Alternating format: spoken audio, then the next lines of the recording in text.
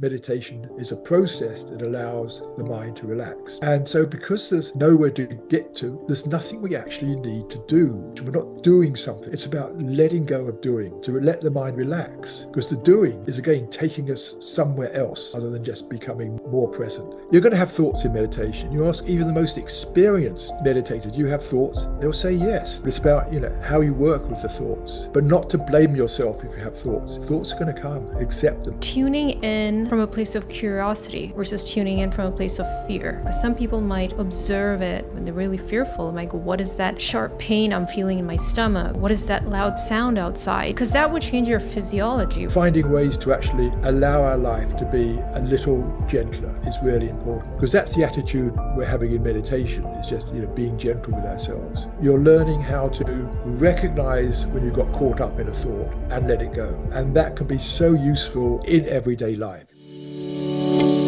Hello and welcome.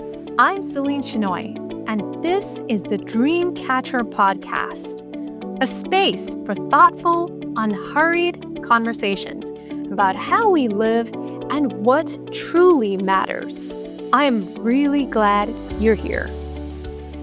What if the reason you can't find peace is because you're trying too hard to create it?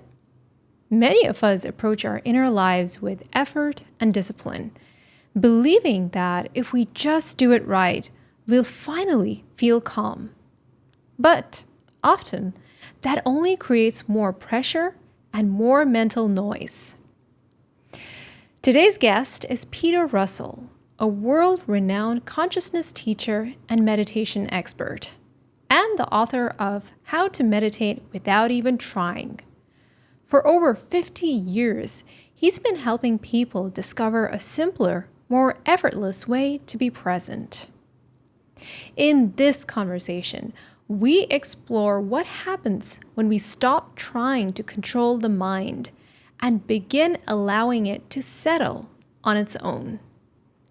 If you've been caught in overthinking or feel like peace is always just out of reach, this might offer a different way in.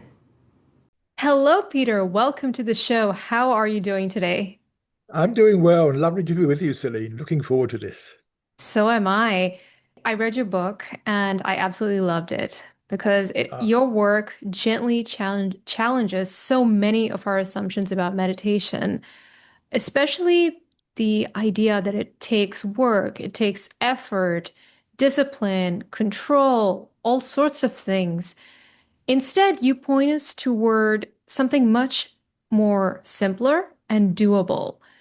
And I think that's much needed right now in a world where we are feeling fragmented and in a state of frenzy. So we need guidance on how to stay more grounded, using meditation as a tool. So I think we're going to be uncovering a lot of interesting things in this conversation.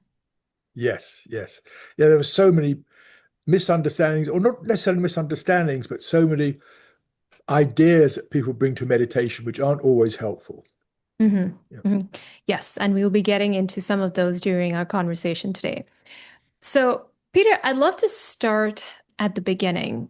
You first encountered meditation as a student at Cambridge. Yes. And what began as a curiosity became a lifelong exploration of consciousness. Looking back, what were you really searching for then? And how has your understanding of meditation and the mind evolved over time?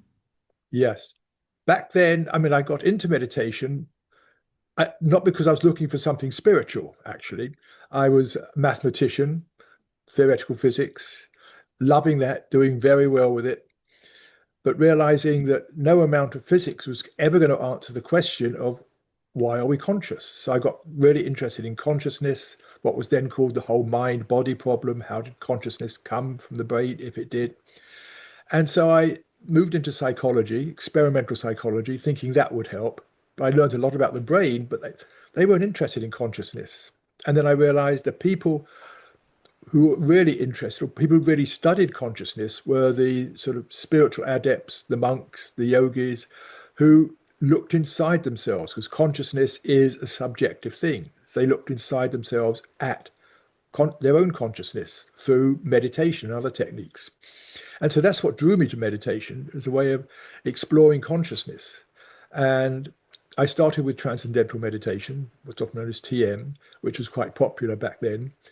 And as I looked into it more, I just realized that this was so important for the world today, that on the one hand, so many of our problems come back to our self-centeredness, our material consciousness, and no one's really looking at that. They're looking at the problems and solving those problems, which is great, but we also need to look at why are we creating these problems in the first place. And what also happened around that time, I was in India then, I was studying meditation in India. I realized there was something behind all the spiritual traditions. I'd rejected spirituality as a teenager. It's like just a load of weird, out of date mumbo jumbo that had no relevance to the world. Yeah. And then realizing there was something underneath all the great spiritual traditions, which was about, you put it in various terms, but sort of waking up from the ego, discovering our true nature, beginning to change our thought system, different ways of putting it. But basically, it's about letting go, relaxing, coming to a quieter state of mind. And I just saw that was so important. And so that's what set me off, really. I wrote my first book was on TM, and I've been practicing and teaching off and on over the years. Yes, it's a general inquiry, and that led me to get much deeper into the whole question of, consciousness and the brain, and which comes first, etc. So that was my inquiry into that deepened very much over the years to my own thinking, my own sort of philosophical thinking on that subject. I'm curious, were people open to this sort of subject matter at the time that you first were curious about it? Because you studied in a university that was, I would imagine, more scientifically oriented, more theoretically oriented. So how did that first spark come about within you? Yes, it wasn't. I mean, it wasn't to do with the university as such. It was due to my own inner searching. But you're right. I mean, in those days, back then, academics had no interest whatsoever in meditation. Um, in fact, I had a possibility of doing postgraduate studies in psychology, and I said to the professor, I'd like to do studies on meditation. And he said, I'm sorry, meditation is not a respectable subject for study. If you want to do something weird, he said, if you want to do something weird, you can you can study hypnosis. Like hypnosis was just on the edge of respectable, but meditation wasn't. It And wasn't. and that was the way it was in our culture at the time. I mean, Yes, the interest has grown enormously over the years. it has. It has. And it's become a, a mainstay now in the spiritual community. Yes. And a lot of people access meditation not just out of curiosity like you, but from a kind of inner tension that something is wrong in their life, or they feel a sense of unease within them. And building on that, I see that many people approach meditation the way they approach everything else in life. They think we have to apply discipline, effort, and they're just trying to get it right, so to speak. Yet you suggest that the more we try, the more restless our mind becomes. So, why is effort often the very thing that gets in the way? Yes. But first of all, just to put in a bit more context, there are many sorts of meditations. And in some meditations, then, focusing the mind, putting effort is part of the practice. If you wanted to learn to concentrate the mind, then that does take some effort. The meditations that I'm interested in are meditations for ordinary, everyday people about Mhm. how to let the mind relax. And I think that's something we all want to do, is have the mind quieten down. And we're so busy and our thoughts are just there all the whole time. I think what a lot of people want is, how can I sort of quieten the mind and come to a more peaceful, easy state. As I always say, sometimes it's like, how can I have a little vacation from life in just a short period of time? Hmm. And that interest is there with all, I think, all through our culture. That's there. And I mean, as a sign of how things have changed, I mean, now corporations are proud to say they teach meditation in their to their Yeah, people. that's When true. I started teaching, I was teaching for a major international corporation in London, teaching their executives in their boardroom, and they made me promise never to tell anybody what I was doing, just because it was so, you know, they were scared about their share price if it's got out into the newspapers, that sort of thing.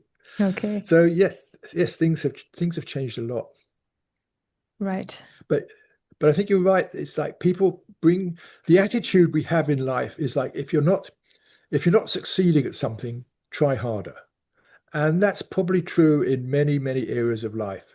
But when it comes to meditation, you can't make the mind settle down. You can't make the mind quiet. You end up with a fight the whole time. Hmm.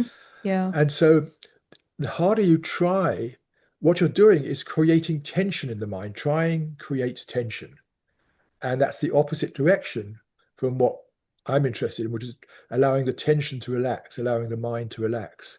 And so putting effort in is really counterproductive. It's taking your mind in the opposite direction from which Hmm. you want to go. Yeah, and you use the analogy of trying to tame a puppy dog or trying to quell, like Yes, to calm down a puppy dog. yes, But the yes, puppy yes, dog being the mind with racing thoughts. yes, exactly. And the way, yes, if you've got a puppy and you're teaching it to sit, say, then you push its rear down, you say sit, and you show it what you want it to do, and it sits. And a few seconds later, off scampering away, being a puppy. And so you bring it back down and you bring it back, you show it again, you say sit, Yeah. and gradually it learns what to do. And it's the same with the mind. You're not saying sit so much, but just like, now here's a taste of a quieter state, and like be in that quieter state. And then the thoughts come in and you're off again on some thought. It's like coming back. No, remember this quieter state. This is what it's like. And the mind wanders off, but you keep coming back, and gradually you get more and more familiar with this quieter state of mind, and it feels really nice to go there. Hmm. But don't, as we wouldn't scold a puppy if we keep on getting up, we shouldn't scold ourselves for thoughts. I think this is really important. People bring the idea to meditation that this sort of meditation is about not having any thoughts, which is a huge error, huge, because you're going to have thoughts in meditation. You ask even the most experienced meditators, do you have thoughts? They'll say yes. But it's about, how you work with the thoughts, but not to blame yourself if you have thoughts. I know people who start meditating said, oh, I couldn't stop thoughts coming in, so I gave up. It's like, no, thoughts are going to come. Accept them. Just as I say, you wouldn't scold a puppy for getting up. Don't blame yourself or scold yourself for having a thought. It's going to happen. They're going to happen. It's just part of the way the mind is. Yeah, I'm definitely one of those people. I always had this misconception that if I'm meditating, it should be just like a blank slate. Right. Nothing should be happening. It should be static. There should not be a single thought entering my mind. And that felt like a lot of pressure. Yes. And yeah, so And that can be the result of meditation. And when you as you learn to meditate, as the mind settles down, very soon in your practice you can begin to notice, here I am, the mind is quiet, and like, oh, this is lovely. But you don't get there by trying to make the mind quiet. You don't get there by, I've got to be still. No, it comes as the mind learns how to settle down just mhm. naturally and easily. Yeah. Yeah. Yeah, and I really appreciate your reframe of letting go. I mean, you say instead of letting go, you should let in and let be, because it feels far more compassionate. Can you walk us through what that actually looks like in practice? Yes. Yeah. Um, with letting go, we often think of letting go as trying to get rid of something in our mind. I need to let go of my sadness over this, or I let go of my worry about money, or let go of this anger, whatever it is. We think of letting go as I want to get rid of it, so it's no longer controlling me. That's our normal attitude, to have it no longer there. And with an emotion, we may push it to the back of our mind so that it's no longer affecting us. So we think, because it's still there unconsciously.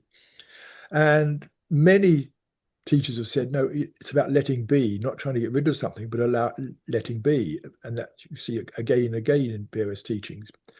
But in my own exploration of that, I found that before I could let something be, I first had to know what it was to let be. And so I realized letting something in was the first step. So if I'm feeling, I'm feeling angry about something, I want to let go of the anger. Instead of just pushing it away, I encourage doing the opposite, which is, first of all, letting it in, noticing what's there. And you'll find almost always there's a story there. This person shouldn't have done that, or they weren't treating me with respect, or whatever. There's a story, a thought in our mind. And then there's a reaction in the body. Any emotion has a reaction in the body of some kind. I mean, it's interesting, when we talk about emotion, we call it a feeling, and we have feelings in the body. They're closely connected. Mm-hmm. And so the letting in is like, okay, what's happening in my body now? Oh, there's some tension in my jaw, or there's a sort of tightness in the chest, or quivering, or something. It can be many different things. But letting that in, being aware, okay, what is actually happening now in the present moment, and noticing the experience. Now, what happens is, and I find quite amazing, is as you do that and you begin to let the experience of the anger, whatever it is, let it in, it doesn't grip you so much. It begins to soften and dissolve, and sometimes you find it, it's gone away completely. But the whole point is we give our attention to it. That's the letting in. And then not trying to change it. If you notice, like, tightness in the jaw, don't try to change it. That's the way it is. That's what's happening in the present moment. So it's like, it's all being aware of the present, but being aware of what's actually happening to you, besides, the trees and the whatever it is around you. What's happening with your own feelings, what's happening in the body. And I found that really valuable over the years. That's why I reframe, letting go as first let in what's going on, and then let it be. And you'll find this, like, it's almost like a psychological metabolism. It's like a metabolic process in the mind or feelings, that as you do that, it begins to soften. It's fascinating. It's so simple too. Yes. Is there a caveat to this? What if it is a really distressing thought or something that's traumatic? Would this still work? Yes. Yeah. Really? Yes. It may come back, and it may not, won't get rid of it completely.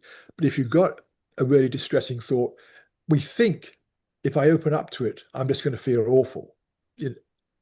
But you're feeling awful anyway. Start. But if you open up to it, it's like it doesn't hold you so much. There's the fear, if I open up to it, it's going to be worse. But you'll find it makes things easier, particularly if you go to the body, because the mind can keep triggering you. You go to the body, with an attitude of curiosity, just a real sort of innocent curiosity, just saying, okay, what is actually there? What is actually happening in the body, without judging it, hardly labeling it, but just feeling it. And even with extreme things, I find it helps. It begins to soften it, begins to relax, because a lot of the time when we've got something extreme, we're resisting it, and the resistance creates its own tension. When you just are curious as to what is there, you're letting go of the resistance, and so you begin to feel easier anyway, because you're letting go of the resistance. And as that softens, you can begin to just be more aware of the actual quality there. So it sounds strange, but even with extreme things, and with pain, physical pain of things, the same thing can happen. If you go to the body and feel the pain, things start shifting and changing. Because almost like discomfort pain, any other emotional discomfort, is a call for attention. It's like the body saying, hey, something wrong here. Can I have your attention, please? And if we just push it away, it's like, as I say in the book, like putting a blanket over a fire alarm when it's ringing. Mm. We want to do the opposite. Like, take note. What is the body saying to us? Take note, tune into the body and see Yeah. what it has to say. Yeah, that is so useful. I think the key though is tuning in from a place of curiosity versus tuning in Yes, from a place of fear. Because some people yes, might observe it like when they're really scared, when they're really yeah, fearful, like what is that sharp pain I'm feeling in my stomach, or what is that loud sound outside? It because that would change your physiology, right? yes, yeah.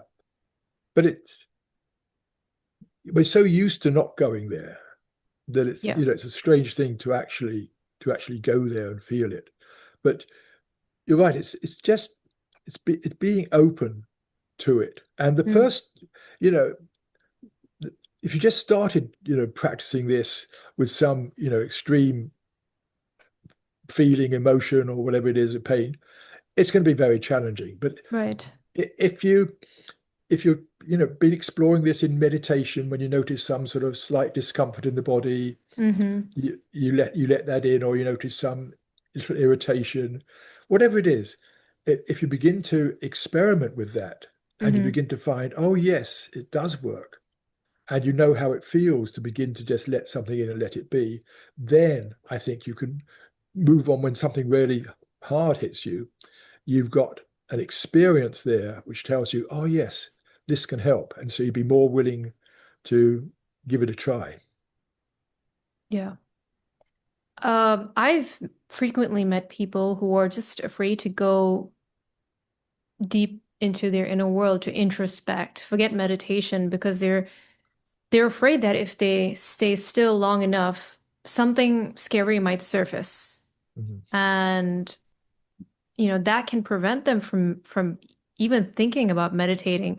So, Peter, what would you say to someone who senses that beneath all that noise in their mind, um, that there could be something really uncomfortable waiting for them to confront? Yes, I know that feeling myself. It's like, do I want to really go here or not? Right. Um, I think again, just trying it in small steps and learning that it does help. And what I find is often it isn't uncomfortable as I expected. I was actually on a meditation retreat, and I noticed all these feelings of sadness coming up. I didn't know what it was, but I could just feel sadness. And I thought, I don't want to go there because I'm sitting in a room in silence with 80 other people. If I go into the sadness, I'm going to start blubbing, or whatever. Who knows what's going to happen? I don't want to. I don't Mm, want to explore this here in this group of people, just because my concern of what would happen if I actually let it all in. And what I found was I just go there and just look at, okay, what's happening? What's happening in my body around this? I took that risk, and it was not what I expected. It was it wasn't a great upwilling and tearful thing. It was more a sense of being in touch with myself, of feeling, how can I put it, an open there was an openness in me, a sense of, there was a composure which was unexpected, hmm. and I could just be with the actual experience. And it was kind of nourishing in a strange way, but it wasn't what I expected it was going to be. So, I took the risk and found out what I thought I was blocking off wasn't actually what I thought it was. Mm. And it can be cathartic, like just to allow yourself to feel Yeah, that pain and just let it flow through you, because that can be liberating to just yes, release those emotions that are within you. yes, definitely. Yes, outside of meditation, I think that's something. psychologists and many people will say it's really helpful to actually, instead of bottling the emotion in, express it in some way. But express it not by going and seeing someone and shouting at them, but finding ways to express it, which are allowing you to get it out there without actually putting more pressure or something on other people. That's why people often say, if you're feeling angry, go and beat up a pillow. Mm-hmm. Yeah. Yeah. That cathartic can be very helpful, yes. Absolutely. Hello, everyone. I'm excited to announce the upcoming launch of my new book titled The Nomadic Soul, a seeker's guide to finding a sense of self and belonging in the modern world, which highlights a profound yet often unexplored part of your identity that holds the key to everything from answering your biggest questions to finding deeper meaning and joy in everyday life. Visit thenomadicsoulbook.com to learn more, download a free chapter, or to buy a copy. And Peter, you mentioned that there are different types of meditation. So, is there a meditation for everyone? Like, for certain people, the more deeper, slower, more austere type of meditations might be a bit too much for them to commit to. Is there a better alternative for people who feel like they are more wired, so to speak? Yes. I mean, I wouldn't say it depends what you're looking for. I think that's different types of meditation have different purposes, different goals in mind. Some might, as I said, be wanting to develop concentration or other spiritual skills, or whatever. Mm-hmm. And that's fine if that's your leading. But what I'm interested in is how to let the mind relax, how to let the mind become quieter, which I think is something that many people would like to have. And what I'm sharing in the book is not a particular technique so much. It's like tips and refinements and various skills that you could apply to various practices where a settling down of the mind is important. So a way So of being, essentially. yes. Well, it's coming to a quieter way of being, and I sometimes, rather than use the word meditation, I talk about just sitting quietly with yourself. Can you just sit quietly with yourself? Would you like to just sit quietly with yourself? Oh yes. When you try to do it or come to do it, you find actually sitting quietly with yourself isn't quite as easy as you thought, because thoughts are coming in and other distractions. But that's meditation. Even the word meditation has all this sort of baggage connected to it. And I find just, sitting quietly with yourself is a more neutral way of putting it. What is the number one thing that people struggle with the most when they first start meditating? Thoughts coming in. I hear that again and again. I can't Mm, stop thoughts coming in. That's mm, that's the number one thing, because as we said earlier, we have this expectation that we shouldn't have thoughts. It's about the mind becoming still. So that's the number one thing. And so what I suggest to people is, first, as we were saying, just to accept it, accept that thoughts will come in. And then when you're meditating and you notice you've gone off on a thought, whatever it is, doesn't matter, you've gone off on some thought, you're no longer just being present, then, as you said, rather than feeling you've gone wrong or anything, we can actually choose not to follow that thought any further. We don't have much choice at all over what thoughts come in or when they come in. But once we've noticed the thoughts there, we can actually choose almost to not be interested in anymore. If it's really important, we say, okay, I'll look at you later. But in the meditation, it's just a choice, like, I'm not going to be interested in you anymore. I'm just going to withdraw my attention from you, not follow you. And when you do that, you'll notice you gently, automatically return to the present moment, because nearly all our thoughts about the past or the future or taking our attention somewhere else, mhm, when you are not following that thought anymore, then you just notice what the thought was veiling, or what it was obscuring it. And instead of the thought, it's just, oh yes, oh, there's the sound of the refrigerator again, or whatever it is, or there's that, feeling in my body. So that's the way I teach people to deal with thoughts, not as a battle or anything, but just saying, okay, thank you, but just choosing. It's quite a powerful choice we have not to follow that thought anymore. Okay, so what I'm hearing you say is that be the observer of your thoughts Yes. rather than No, be taken over by them. yeah.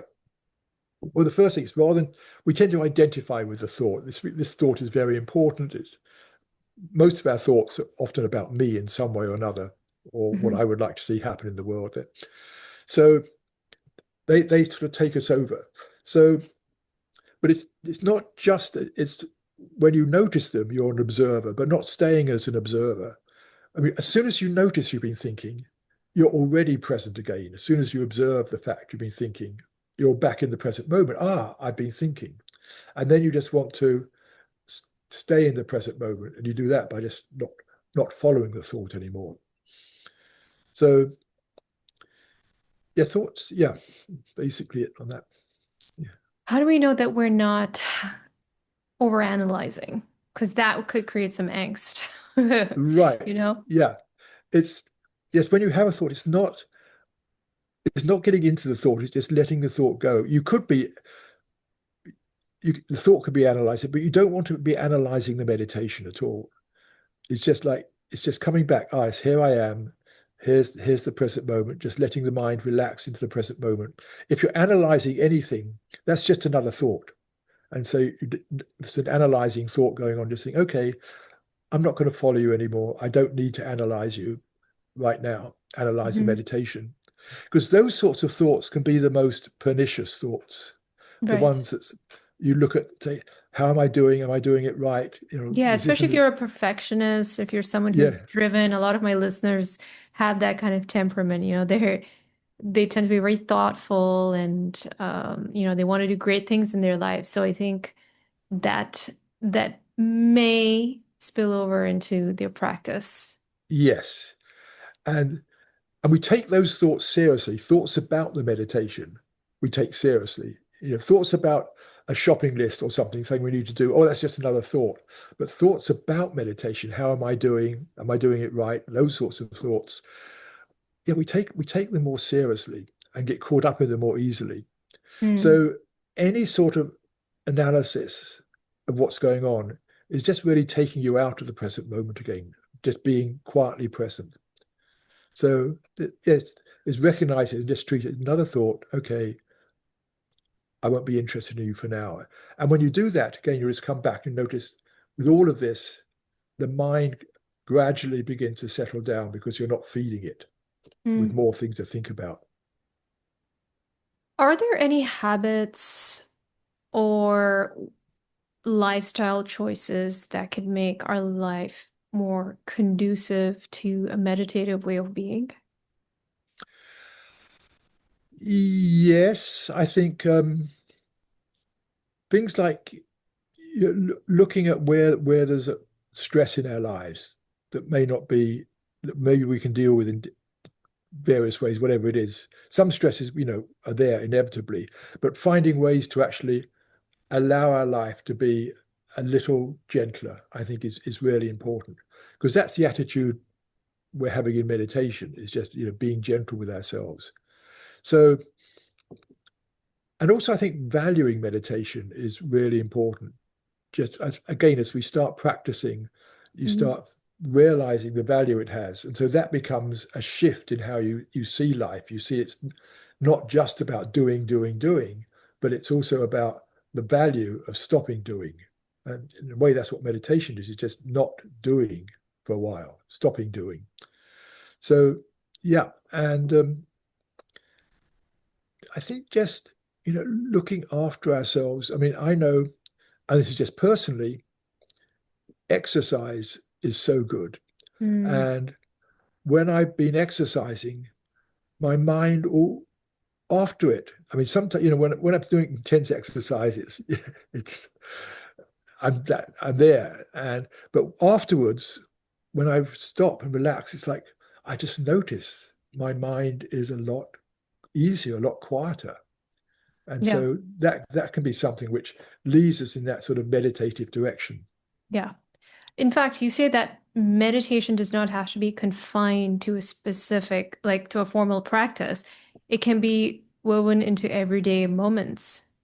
Yeah. So I guess exercise is one of the ways that we can do that. Are there any other ways that people can begin to experience this in the middle of a busy day in their Yeah. life? Yes. Several ways. First of all, what what you're learning in meditation, in this sort of meditation, you're learning how to recognize when you got caught up in a thought and let it go. And that can be so useful in everyday life. You're Hmm. doing something and something happens and you find your mind is off thinking about something, caught up in a thought. You Yeah. just begin to recognize, there's the thought again, whatever it is, and this is how I can let it go, can step out of it. So you're learning a skill to allow you to sort of come back to an easier mode in the middle of whatever's happening in the day, just when you notice you're being distracted, caught up in a thought that's not really appropriate for whatever's happening. And then I also recommend what I call mini meditations and Okay. micro meditations. Hmm. Mini meditations are things you can do anytime you've got nothing to do for a couple of minutes. You may be stuck in a traffic jam or on the phone on hold waiting for something, or Hmm. even waiting for the kettle to boil, whatever it is.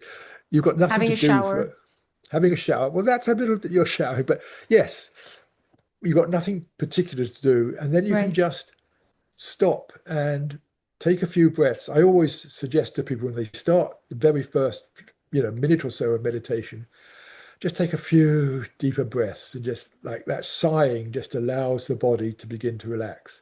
And so you can just first of all do that. Suppose take the example of being stuck in a traffic jam. Yeah. You can just go, yes, okay, and just feel yourself relaxing and just noticing what's going on in the mind. So you're having a very short, that's why I call it a mini meditation. And that Mm. can be so valuable, as well as having your whatever 15, 20 minutes of regular meditation. Just lots of 2-minute meditations will keep on bringing you back and making that state of mind just a more natural thing that you can access more easily. And then I have what I call micro meditations, which are much shorter indeed. Micro meditations are things you can do any time of the day just for 10 seconds. And it's really just pausing. I use the word pause for that. It's just pausing whatever you're doing and noticing what's happening. And noticing what's happening in the body. Or here, I can feel this tension here, or my breath's tight, or what's happening in the mind. I'm off thinking about that. Mm. And as you do that, again, it's just an instant way of just going, yes, okay, here I am. And you can do that many times. I particularly recommend doing it between any two tasks. Like, I may finish talking with you, and then the next thing on my list might be to actually look at some emails. But before doing that, just go, okay, here I am, check into where I am, and then get on with the next task. Or it could be, you mentioned showering. You could come out of the shower, dry yourself off, and then just take a few seconds, 10 seconds to, okay, here I am. So it's taking lots of little times just to come back to that relaxed, quieter state of mind. That is really, for me, what is meditation is taking us towards. Mm. I I love actually that. have no, Yeah. like I say, I have notices pinned around the house saying pause, so that to remind me Oh, when I come across them, ah, just pause. just Uh, reminders just that, remind us to just yeah, stop, just for 10 seconds, just go, okay, here I am. I love that. Yeah, Yeah, where that am I? that feels so much more doable and it's not intimidating. Like, we don't have to sit on a yoga mat or we don't have to sit Right, on a cushion and, commit to 30 minutes a day because right, so many people don't have that much time, right. their everyday life. And it's enjoyable. The thing is, when you do that, it's a nice feeling to pause and stop and Yes. just let the Yeah. body relax a bit, Yeah. let the mind I've relax. started doing that since 3 years ago and it's made such a difference in my life. Yes. Yeah. Yeah. Yeah. I do want to touch on a statement that you made in the book. You write that in meditation, there is nowhere to get to and nothing to do. What do you Yes. mean by that? Yeah. This is a common, first of all, it's a common misunderstanding. Okay? Well, for this sort of meditation, that in meditation, we're trying to get to somewhere. We're trying to get to some exalted state or whatever it is, or even trying to get to a still mind. The idea there's somewhere, there's a goal we're trying to Yeah. get to. And in some practices, that's true. Hmm. But what I'm talking about is allowing the mind to relax. And as you do that, we just come back more into the present moment. But there's nowhere different we're trying to get to other Hmm. than actually just being more fully here, just more fully here in our bodies, in our awareness, in the present moment. So that to me is important to let go of this idea that I'm trying to get somewhere in meditation. Meditation is a process that allows the mind to relax. And so because there's nowhere to get to, there's nothing we actually need to do. And Yeah. that's really important for this sort of meditation. We're not doing something. I mean, there are techniques where you're doing something, but for me, it's about letting go of doing, to let the mind relax. You don't do it. You have to let go of the doing, because the doing is again taking us somewhere else other than just becoming more present. So yes, it's about just where there's nowhere to get to. It's just like being more here. You know, I It's think it just was being more Ram Dass said, present. be here now, be more present to your Yeah. experience, to what's happening in the world, what's happening in your body. So we're not going anywhere else. Mm. We're just being more aware of how we are. And so we don't need to do anything to get anywhere else. We just need to really, just keep saying, relax, letting the mind soften, letting the attention soften, letting it relax. Yeah.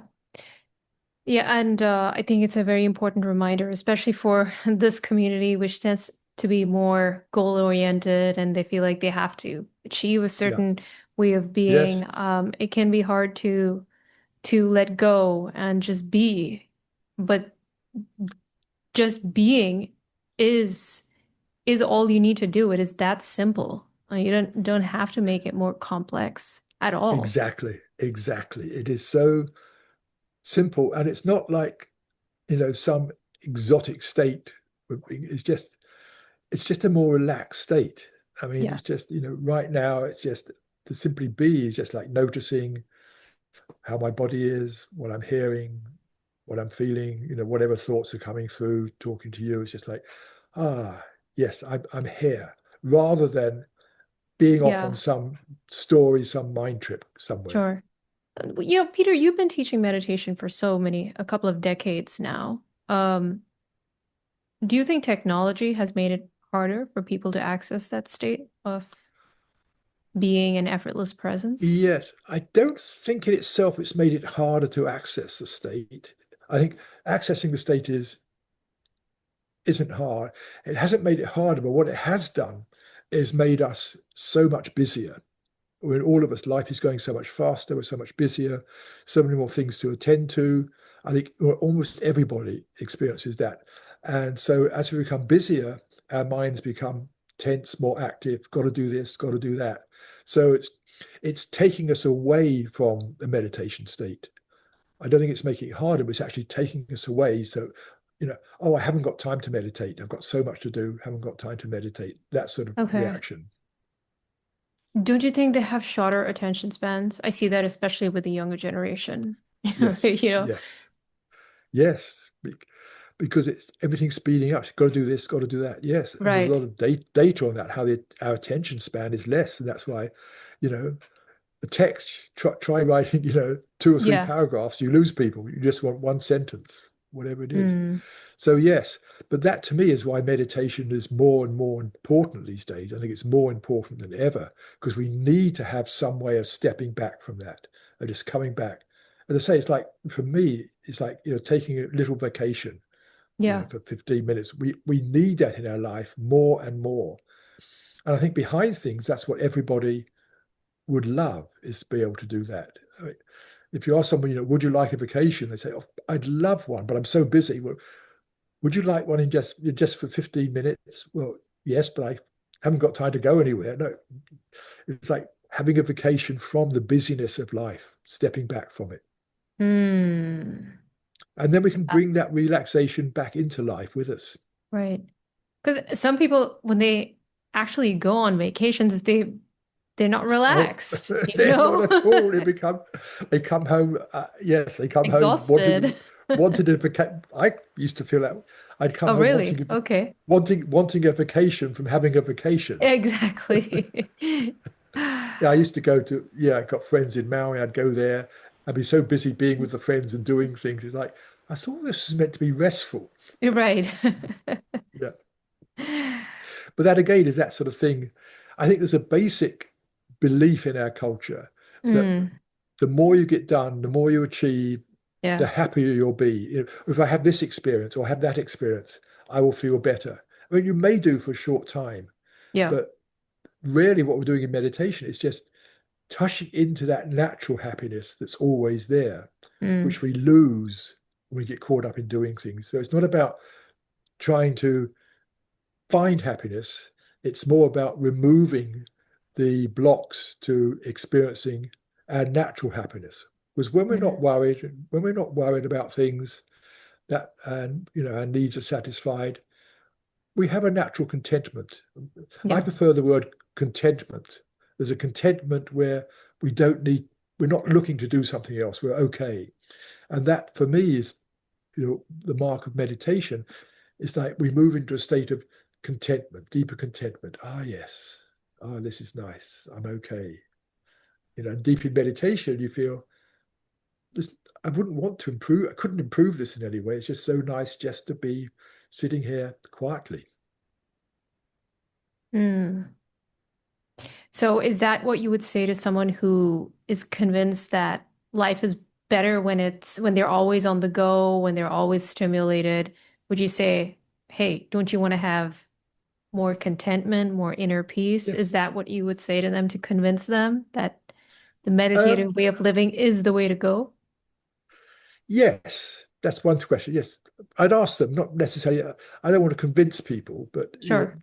that's my approach. And more, I don't go out trying to convince people, but more Yeah, yeah, okay. if people want to meditate, I'm here to help you and Sure. give you tips and suggestions. Yeah. But you're right. I mean, If you meet as skeptics, because they are out there and they're oh, like, why there are should I waste skeptics. my time? And it's just Yeah, I don't see the yes, point. right. So that's one thing. That's one argument I would make. Would you like to just have a little short vacation? Just better step back from the world, step back from everything. I know you're so busy. You've got this to do. You've got that to do. You've got a family to raise, and this and that. Wouldn't you like to just also have little periods of just be able to go, Yeah. step back, and then come back with more energy than you Mm. would have done if you just kept on. Yeah. Yeah. I mean, the health benefits are immense, aren't they? There's a lot of research on that. Yes, a Yeah. lot of long-term research, and even just the immediate thing of just when you measure what's happening in the body in terms of blood pressure, these sorts of things, other indicators of tension, breathing, they're all going in the opposite direction to stress. It was actually called the relaxation response. But what happens in life is we have the stress response. You've got to do this, you've got to do that. We get more and more stressed. That meditation is sometimes called the relaxation response. It's the opposite to stress. So we're going in the opposite direction. And, stress can be important. It keeps us, tending to things, but we don't want to just build up stress and not be able to let it go. So that's part of meditation is just the relaxing, letting go of the stress. And that's the immediate effect. But also a lot of the other effects they've noticed in long-term health and various other things. Creativity, it boosts creativity as well, right? Yes, yes. Yeah, yeah. And yeah. And a lot of these things come back to not being so stressed. If the body's Mm. not so stressed, it's going to be healthier. Creativity. I mean, our creativity, I ask people, because I used to teach creativity quite a bit, when do you have your creative ideas? When you're working on a problem, when do you get the solution? When do you have your creative ideas? And hardly ever. It's like when I'm sitting at my desk working on the problem. No, it's like taking the dog for a walk, standing in the Mm, shower in the middle of the night.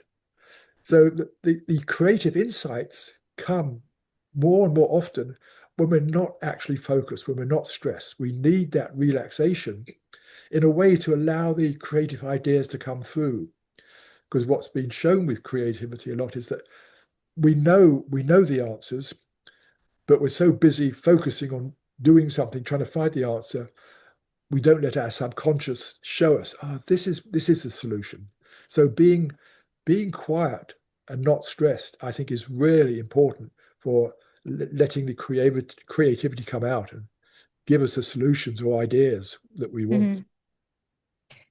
Yeah, I know Da Vinci and so many other famous artists, they used to like step away from their work and they Yeah. used to go on meditative walks, or Yes.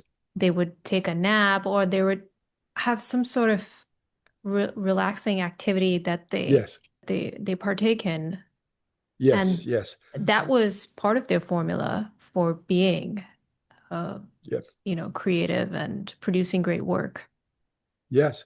I think most people who are involved in creative work, and most of our lives are involved in creative work in one way or another, whether not just artistic, but just, how we navigate things. It's Mm, so often when you stop and step back that the ideas come through. And I think a lot of creative people have learned this just by their mm, own experience. They just learn that to step back, to stop, take a walk, do something completely different is going to help your creativity. It's absolutely. when it's when you pause that the creativity can come through. Yeah. And we need more creative beings in this world. So But I think we're all creative beings. We we need are. more. We Yes, need more people getting in touch with their creativity. absolutely. Yeah, And yeah, meditation is one of the best pathways to get there. yes, yes. Yes. Peter, thank you so much for sharing your wisdom with us today, and all the gentle clarity that you brought to the space. This has been such an enlightening conversation, and it was wonderful to learn from you. Oh, thank you. Really enjoyed talking with you about it.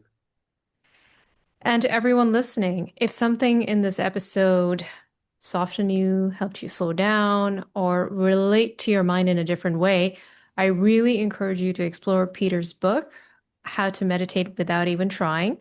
It's one of those rare reads that doesn't just explain meditation, it helps you experience it. You can find it wherever books are sold and on his website, peterrussell.com, where you can explore his courses, his guided meditations, talks, and a wide range of resources.